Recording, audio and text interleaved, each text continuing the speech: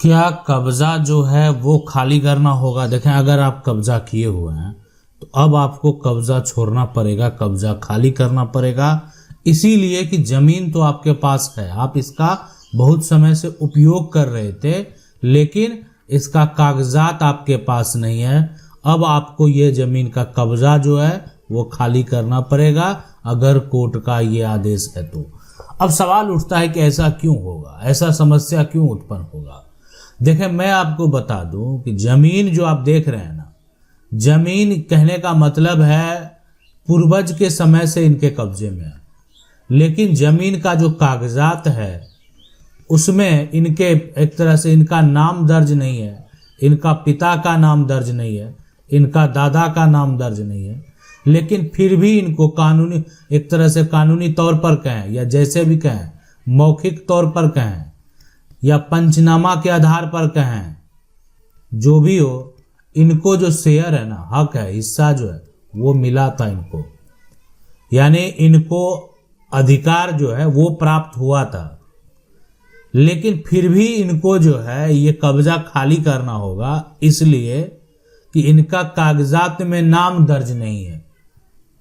तो अगर कागजात में आपका नाम दर्ज नहीं है तो आपको ये संपत्ति छोड़नी पड़ेगी, किसी भी हालत में छोड़नी पड़ेगी। अगर कोर्ट का आदेश आ गया फिर आपको जो है यानी आपके साथ कुछ नहीं हो सकता है। अब सबसे बड़ा सवाल कि आखिर क्या करना चाहिए आपको जो है, अगर मान लेते हैं ऐसा समस्या उत्पन्न हो गया तो आपके पास क्या रास्ते हैं, क्या विकल्प हैं, क्या करना होगा? कागजात में नाम नहीं है, अब जमीन खाली करने का नौबत है। तो देखें, यहाँ पर जो है सवाल ऐसा ही है, समस्या ऐसा ही है। ये करें, चूंकि आधार तो पुराना खतियान 1905 है, और अगर 1905 का पुराना खतियान में भी तीसरे भाई का नाम नहीं है तो इसमें क्या पॉसिबिलिटी है, मैं आपको बता दूं। पुराना जो खतियान है, पुराना जमीन का जो खतियान है, उसी के को आधार मानते हुए नया खतियान जो है राज्य सरकार के द्वारा तैयार किया गया, नया खतियान जो है एक तरह से तैयार किया गया। अब सवाल उठता है कि इस पुराने खतियान में आप एक हिस्सेदार हैं, परिवार के सदस्य हैं, आप भाई हैं, लेकिन आपका नाम दर्ज नहीं है और नया खतियान में भी दर्ज नहीं है, तब ये दावेदारी थोड़ी मुश्किल हो सकती है। अगर देखेंगे, सबसे बड़ी बात यह है कि अगर उस समय, जिस समय पुराना खतियान का समय रहा होगा, आप नाबालिग थे, परिवार में छोटे थे, इसीलिए आपका नाम दर्ज नहीं किया गया, बहुत सारे कंडीशन हैं। यानी अगर आपको आज कोई संपत्ति में हक नहीं देना चाहता है तो आप कानूनी लड़ाई लड़ सकते हैं। अब ऐसा नहीं हो सकता है कि कानूनी लड़ाई में आप जो है यहाँ पर वो जीत जाएंगे, या ऐसा भी हो सकता है कि इस कानूनी लड़ाई में आप हार जाएंगे।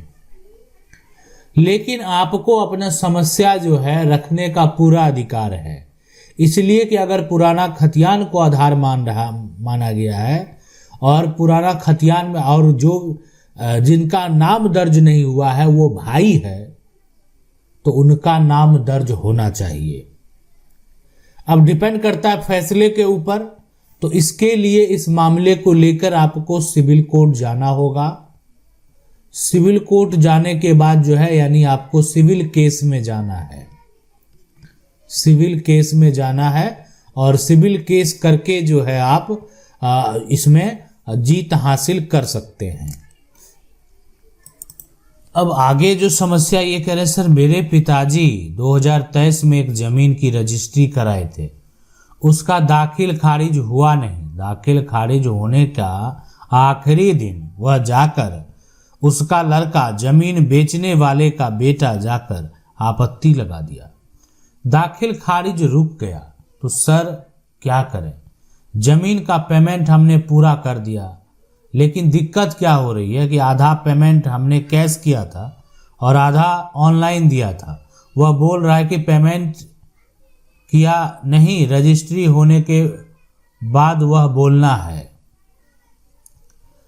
कि पेमेंट नहीं मिला है, जो कि कागज पर भी बोल रहा है। क्या हमने सारा पैसा प्राप्त कर लिया है, लेकिन उसका लड़का जाकर आपत्ति लगा दिया। देखें, कागज पे मान लेते हैं क्या होता है एक्चुअल में, अगर देखा जाए तो ये जो जमीन है इसका जो एक तरह से सरकार के द्वारा जो है इसका रेट आप कह सकते हैं तय किया जाता है। अब जो है आप इससे अधिक में बेचें तो भी मेंशन कर दें, इससे कम में नहीं बेच सकते। ठीक है, सरकार के द्वारा जो रेट तय किया गया उससे कम में आप नहीं बेच सकते हैं, उससे अधिक में आप बेच सकते हैं। अब लोग क्या करते हैं, अपना टैक्स बचाने के लिए, अब जब आप जमीन की रजिस्ट्री कराएंगे, अब सरकार का जो टैक्स है, सरकार का जो यहाँ पर अगर बात करें टैक्स है तो कहीं 4% है, कहीं 5% है, कहीं 7% है, कहीं 10% है। तो ये सरकार का टैक्स है। यानी अगर आप 1 लाख की संपत्ति खरीदेंगे तो 10,000 अगर 10% का टैक्स है तो सरकार को देना पड़ जाएगा। तो अब ये लगता है कि नहीं, अगर हम इसमें 5 लाख मेंशन कर देते हैं ताकि मेरा काम 50,000 में हो जाए। लेकिन अब अगर मान लेते हैं आप यहाँ पर जो है आपने 10 लाख में खरीदी है तो आपको 1 लाख खर्च लगेगा इस सारा डॉक्यूमेंट प्रिपेयर करवाने में। तो इसलिए क्या किया आपने, इसको 5 लाख कागजात पर मेंशन करा दिए। अब लेकिन कानूनी तौर पर अगर किसी प्रकार का अगर विवाद होता है और पैसा वापस आने का अगर नौबत आ गया, कोर्ट से आदेश आ गया, कोर्ट से आदेश अगर आ गया, ठीक है, तो आपको ये तो कंफर्म है कि जो 5 लाख आपका मेंशन किया हुआ है ना, वही पैसा आपको वापस मिलेगा। आप जो है किसी के साथ धोखा नहीं कर सकते, हर पैसे का आपको हिसाब देना पड़ेगा। तो इसीलिए जो है यहाँ पर अगर वो बार बार आपत्ति है, रजिस्ट्री हो गई है अब, तो अब उसका कोई भी आरोप सही नहीं हो सकता। आपत्ति लगा रहा है, अब आपत्ति में सिर्फ पैसा नहीं मिला हुआ है इसको बोलकर जो है। अब रही बात, सबसे बड़ा बात है कि अगर सेल डीड पर भी ये मेंशन है, कागजात पे मेंशन है, इसका अलग कागज बना हुआ है तो अलग बात है। लेकिन जमीन की अगर आपकी रजिस्ट्री हो गई है, दाखिल खारिज अगर नहीं हो रहा है तो दाखिल खारिज भी होगा। अगर बेचने वाला सही है, बेचने वाला विक्रेता जो है उसके नाम से जमीन है, उसके पिता की जमीन है, तो आपको कोई दिक्कत नहीं होगा। अब आगे जो है कह रहे सर मेरे बाप की जमीन, यहाँ पर सीधी सी बात है, मेरे बाप की जमीन, मेरे एक भाई ने अपने नाम पर पूरी जमीन करा लिया। अब एक भाई जो है ना, ये क्या किया कि पिता का जमीन है, पिता का जमीन को अपने नाम पर करा लिया। अब ये जो है पूरी जमीन एक तरह से करा लिया है, क्या करना पड़ेगा। देखें, अपने नाम कैसे कराया ये आपको पता लगाना सबसे पहली बात है कि अपने नाम जो जमीन को कराया, पिता का जो जमीन है, क्या जमीन की रजिस्ट्री होकर उनके नाम हुआ है, या जमीन का जो है किस दस्तावेज के आधार पर, मान लेते हैं वो वंशावली जो है एक तरह से फर्जी बनाकर दिए होंगे, या आप कह सकते हैं कि जमीन का सिर्फ दाखिल खारिज हुआ है, खारिज जो है वो हुआ है।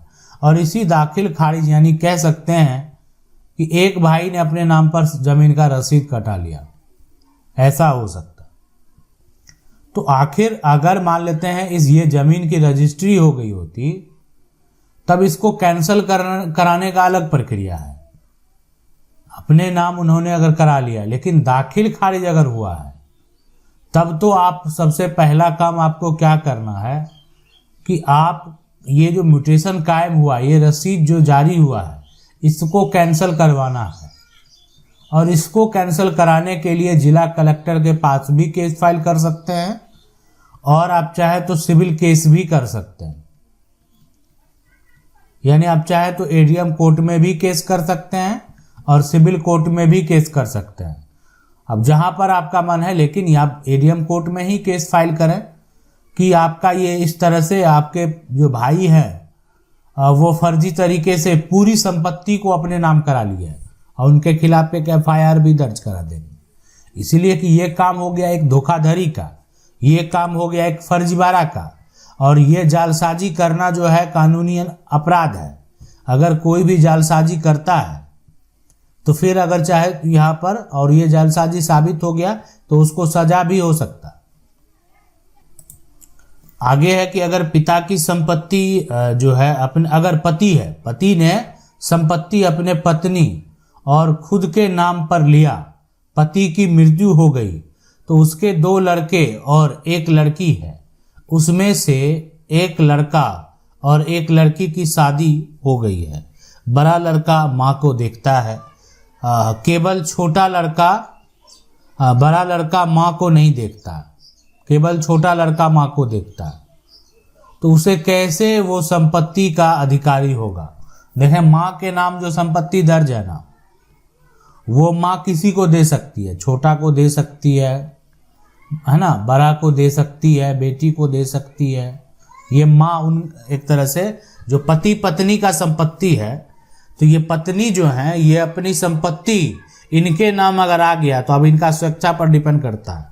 लेकिन अब ये जो एक तरह से छोटा बेटा बड़ा बेटा बेटी है, तो पिता का नाम जो भी संपत्ति दर्ज है, तो पिता का तो मृत्यु हो चुका है, तो पिता के मृत्यु के बाद अब हिस्सेदारी जो होगा एक माँ का भी होगा, जो उनके नाम जमीन है उस पर भी शेयर उनका होगा।